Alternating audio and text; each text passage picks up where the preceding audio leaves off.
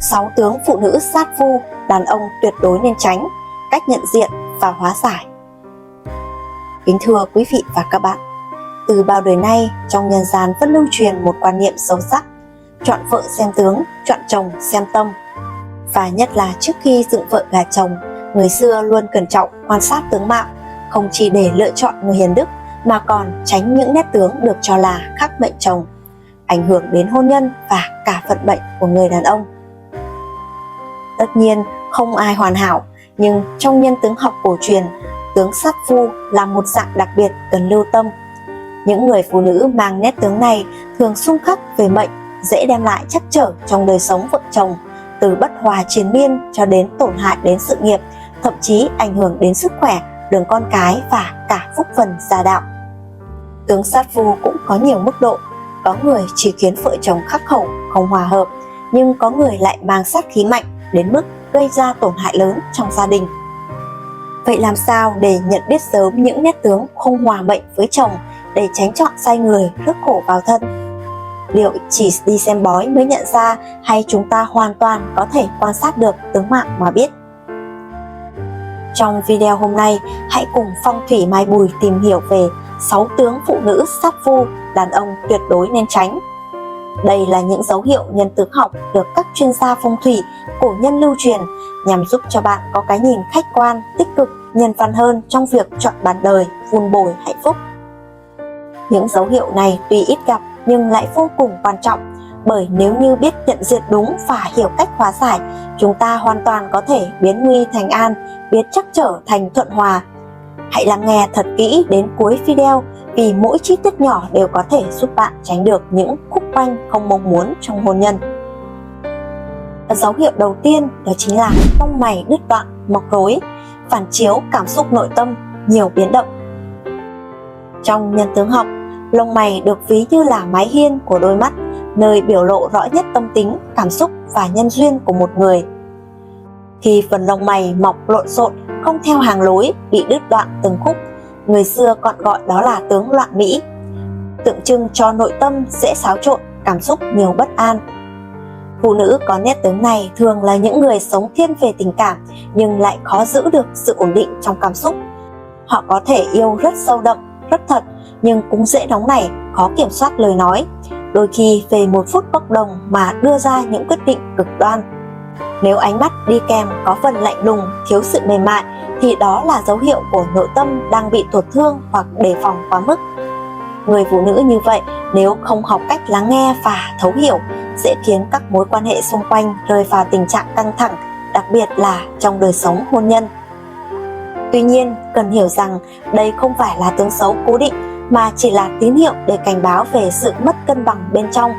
Bởi chính những rối ren đó, nếu phụ nữ biết cách rèn luyện sự điềm tĩnh, học cách buông bỏ những điều nhỏ nhặt, sống chậm lại một chút và yêu thương bản thân nhiều hơn, thì khí sắc gương mặt sẽ tự nhiên thay đổi, và tướng lông mày cũng dần mềm mại, hài hòa theo năm tháng. Thứ hai, xương quai hàm to, nhô rõ về phía sau tai, tướng của người mạnh mẽ nhưng dễ mất hài hòa. Người phụ nữ có phần quai hàm góc cạnh, bệnh rõ, đôi khi lộ xương nhìn về phía sau hoặc nghiêng, thường là những người có khí chất cứng cỏi, bản lĩnh và sự quyết liệt.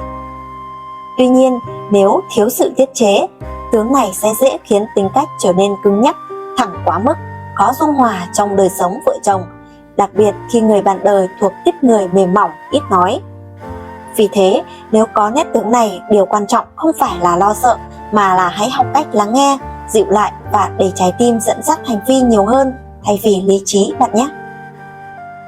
Thứ ba, đôi mắt cong như móc câu, ánh nhìn thiếu định tâm, tâm hồn dễ dao động. Đôi mắt là cửa sổ của tâm hồn. Trong nhân tướng học, đôi mắt có đuôi cong thành hình móc câu, nhất là đi kèm với ánh mắt không vững hay đảo mắt, khó nhìn thẳng vào người đối diện, thường là dấu hiệu của một nội tâm phức tạp, lo nghĩ nhiều và dễ đề phòng. Người phụ nữ mang nét tướng này thường có trí thông minh và khả năng quan sát rất tốt. Nhưng nếu không biết cách rèn luyện lòng tin, sự chân thành, thì trong các mối quan hệ dễ sinh nhiều hiểu lầm, thiếu tin tưởng lẫn nhau, từ đó khiến tình cảm khó được trọn vẹn. Thứ tư, có má cao, nhọn, xương lộ, thể hiện quyền năng mạnh nhưng dễ khiến hôn nhân lệch nhịp. Không phải cứ gò má cao là xấu, nhưng nếu gò má quá cao, xương nhọn, thiếu thịt đầy đặn thì đó là dấu hiệu của một người phụ nữ có tính cách mạnh mẽ, thậm chí là áp đảo. Trong gia đình nếu không khéo léo tiết chế và nhường nhịn, họ dễ trở thành người gánh vác mọi thứ, và đôi khi vô tình khiến người chồng thấy mình thừa thãi, bị lép vế hoặc mất phương hướng. Khi sự mạnh mẽ không đi cùng với sự mềm mỏng thì tình yêu sẽ thiếu dưỡng chất, bởi hôn nhân đâu phải cuộc thi là ai giỏi hơn ai, mà là hành trình cùng nhau xây dựng một mái ấm bền vững. Thứ năm, đôi mắt nhiều lòng trắng, biểu hiện của tâm thế bất ổn, dễ tạo cảm giác lạnh lùng. Người có ánh mắt mà lòng trắng nhiều hơn lòng đen, khi nhìn vào dễ thấy cảm giác bất định hay thay đổi, được cho là người sống có nhiều phòng bị, ít mở lòng. Dù đây có thể chỉ là tướng sinh học, nhưng nếu người ấy không biết cách mở rộng lòng tin và chân thành với người bạn đời thì rất dễ khiến đối phương cảm thấy bất an, thiếu kết nối và mối quan hệ trở nên hời hợt. Thứ sáu, bàn tay có đường phân ngang cắt đôi, dấu hiệu của chuyện tình cảm nhiều trắc trở. Nếu ở lòng bàn tay có một đường vân chạy ngang chia đôi lòng bàn tay, người xưa gọi đó là phân đoạn duyên, biểu hiện của những người có tâm lý cứng rắn, nguyên tắc cao, khó linh hoạt trong hôn nhân. Dù có thể là người sống rất trách nhiệm, nhưng nếu không học cách mềm mỏng, biết lắng nghe thì dễ dẫn đến mâu thuẫn vợ chồng, khó xây dựng được mái ấm yên bình dài lâu. Một lần nữa xin nhấn mạnh, tướng là tạm thời nhưng tâm là mãi mãi. Không một khuôn mặt nào định đoạt toàn bộ cuộc đời của một con người. Những nét tướng chỉ là phần phản chiếu nhất thời của khí chất và thói quen sống. Nếu một người biết tu tâm, dưỡng tính, hành thiện và sống bao dung thì gương mặt cũng sẽ ngày một phúc hậu hơn, khí chất ngày một tốt hơn và vận mệnh tự khắc sẽ thay đổi. Vì thế, nếu bạn hay ai đó có những điểm trên, đừng lo lắng hay mặc cảm. Điều tốt nhất bạn có thể làm là trở thành phiên bản tốt nhất, đẹp nhất của chính mình, từ cách nghĩ, cách sống đến cách đối xử với người khác.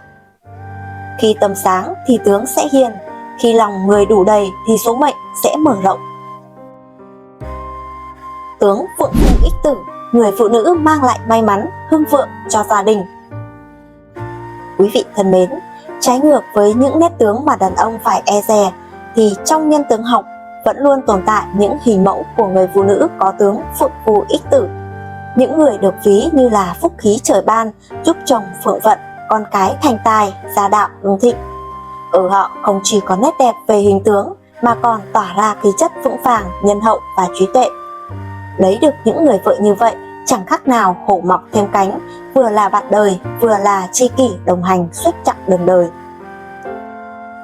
Và nét tướng thứ nhất đó chính là sống mũi cao, đầu mũi tròn, biểu tượng của bản lĩnh và trí tuệ mềm mại. Người phụ nữ có mũi cao, thẳng, đầu mũi tròn, cánh mũi đầy đặn là những người có phúc tướng rõ rệt. Đây là những người phụ nữ vừa có nội lực mạnh mẽ, vừa biết cách thể hiện sự mềm mỏng, nữ tính đúng lúc. Họ không chỉ đảm đang việc nhà mà còn giỏi giang việc xã hội, biết chia sẻ, thấu hiểu và đồng hành cùng chồng trong mọi giai đoạn của cuộc sống. Những người vợ mang nét tướng mũi này thường là quân sư thầm lặng, luôn biết động viên, định hướng và giúp chồng tự tin vững bước. Nét tướng thứ hai, nhân trung sâu, dài và rõ nét, hậu phương bền vững, con cái thành đạt. Nhân trung chính là đường rãnh từ mũi xuống đến môi trên, đại diện cho sức sống, khả năng sinh nở và vận mệnh gia đạo. Người phụ nữ có nhân trung dài, sâu, rõ ràng là những người sống chân thành, có lòng bao dung và đặc biệt là hết mực hy sinh cho gia đình. Nếu gặp đúng người chồng hợp mệnh, họ sẵn sàng lui về làm hậu phương, lo toan chu toàn mọi việc. Nhờ có họ, gia đình luôn hòa thuận, con cái dễ thành tài và người chồng có đủ tâm lý vững vàng để phát triển sự nghiệp. Nét tướng thứ ba, cằm đầy đặn, có hai cằm, phúc khí phượng, hậu vận thăng hoa.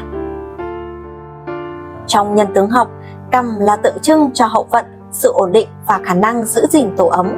Người có cằm đầy, đặc biệt là có hai cằm, thường là những người có phúc khí dồi dào, hậu vận an nhàn, mang theo phận khí tốt lành cho chồng con. Họ là mẫu phụ nữ biết ứng xử khéo léo, nhẹ nhàng trong giao tiếp, mềm mà không yếu, cương mà không cứng. Sau kết hôn, họ trở thành người giữ lửa, lo toan trong ngoài, vừa hỗ trợ chồng trên mọi phương diện, từ tinh thần đến công việc. Thứ tư, dái tai to, mềm mại, người phụ nữ bao dung và giàu phúc khí. Dái tai là biểu tượng của tài lộc và lòng nhân hậu. Người phụ nữ có dái tai đầy đặn, mềm mại, thường sống chân thành, khoan dung, biết nhẫn nhịn và thấu hiểu. Họ không chỉ yêu thương chồng con bằng tình cảm sâu sắc mà còn luôn nghĩ cho người khác trước mình. Khi kết hôn, họ trở thành hậu phương vững vàng, đem lại vận khí hanh thông, sự nghiệp suôn sẻ và tài lộc hương phượng cho người bạn đời. Nét tướng thứ năm, lông mày lá liễu, dịu dàng trí tuệ, biết vun vén gia đạo. Lông mày hình lá liễu là biểu hiện của người phụ nữ thông minh, mềm mỏng, điềm đạm và cực kỳ tinh tế. Họ sống tình cảm, biết lắng nghe, không tranh giành hơn thua và luôn đặt hạnh phúc gia đình lên hàng đầu. Đây là người biết tiến, lùi đúng lúc, được quý nhân phù trợ, lại vừa phượng phu vừa vượng tài. Họ không chỉ có khí chất thanh cao mà còn mang trong mình khả năng lãnh đạo gia đình theo đúng cách đầy nữ tính và hiệu quả. Bạn thân mến, nếu bạn đang yêu một người phụ nữ sở hữu những nét tướng phượng phu ích tử thì xin hãy trân trọng, bởi đó không chỉ là người phụ nữ dịu dàng trong mái ấm mà còn là người đồng hành kiên cường trên mọi chặng đường đời. Đó là người có thể mang đến sự thịnh vượng, êm ấm cho gia đình bằng chính tâm hồn, trí tuệ sáng và trái tim đầy yêu thương. Còn nếu bạn là người phụ nữ chưa có được những nét tướng đó thì cũng đừng lo lắng hay tự ti. Tướng mạo là hữu hình, nhưng tâm tánh mới là gốc rễ bền vững. Một người phụ nữ biết sống tử tế, biết giữ lòng bao dung, nuôi dưỡng tâm thiện và không ngừng hoàn thiện mình thì khí sắc sẽ tự nhiên thay đổi, vận số cũng hanh thông, khởi sắc hơn. Tâm sáng thì tướng đẹp thì vận may đến.